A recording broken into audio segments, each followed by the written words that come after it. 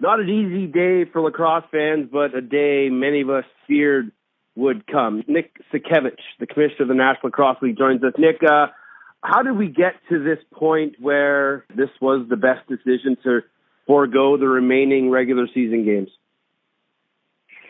Well, I think a lot of sports leagues and teams around North America and really the world, I should say, are kind of waiting for the inevitable, we thought. And with 3 weekends left in the regular season, and we kind of see what this path looks like through May, the rest of April and May, that we just thought we needed to take back some control over the uncertainty and keeping our, first and foremost, player health, fan health, safety of our coaches and all of our key stakeholders is paramount. So we just felt taking some control back, getting on with it, putting some certainty to the regular season, allowing our teams to engage with season ticket holders and group buyers and sponsors was the right thing to do.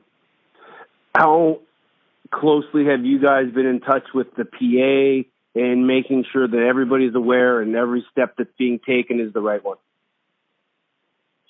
In constant communication. I mean, they're Peter Schmitz is quoted in our release, and we've been in lockstep with them and communicating with them and all the players throughout all of this.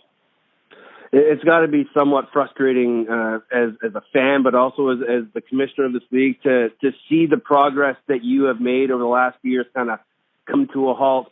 What's the next step for you guys in moving forward with maybe the playoff postseason or towards year 35? Yeah, we were on roll. We were having another really, really strong year, and life changes, so you have to be adaptable and pivot. And today's announcement doesn't mean the season's over. We're looking at a number of scenarios. Everything's on the table.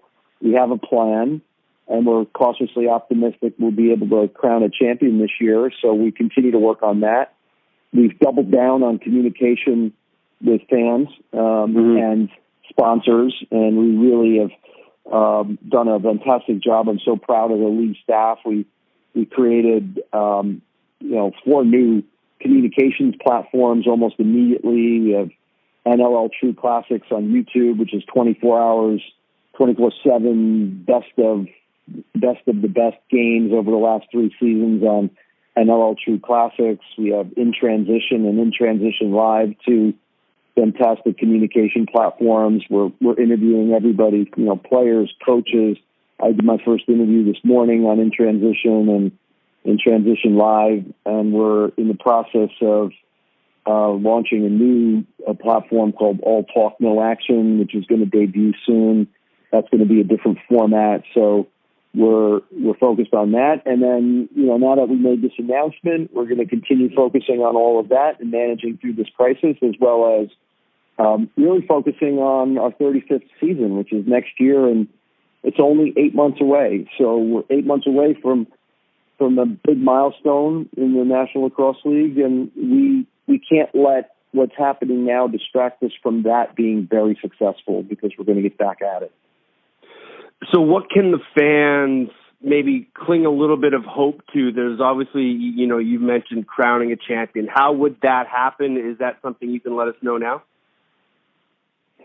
Again, everything is on the table, Teddy, in terms of format, what it looks like, how many teams, where, do fans attend, do we do it behind closed doors, and all of that is going to be predicated on what we're allowed to do and how we're allowed to do it.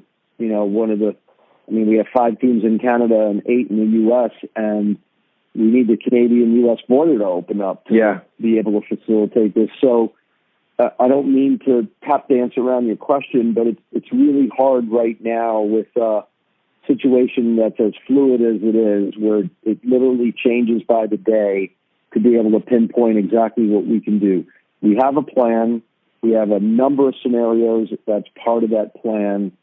And then, we're also ideating more plans and scenarios depending on how this thing unfolds, because, you just can't predict what you'll be able to do a week from now, no less, a month from now or tomorrow. We get information every day that changes our outlooks. When the world goes on pause, we have to pause with it, and you can't, like you said, predict the future. So we sit and we wait, and we understand you are a busy man. Nick, as always, we appreciate your time. Hopefully we do get to crown that champion, and we get to see you with that cup in a few short months. Nick, appreciate it as always. Thank you, sir. You bet. Thank you. And in the meantime, we're delivering a lot of content out there. So we're trying to fill everybody's need for NLL Lacrosse this time, even though we're not playing live games. So I appreciate you covering us, Teddy. So we can expect a TikTok from you very soon. I don't know about that. I'm not that technologically advanced, but it's a good thought. It's a good idea.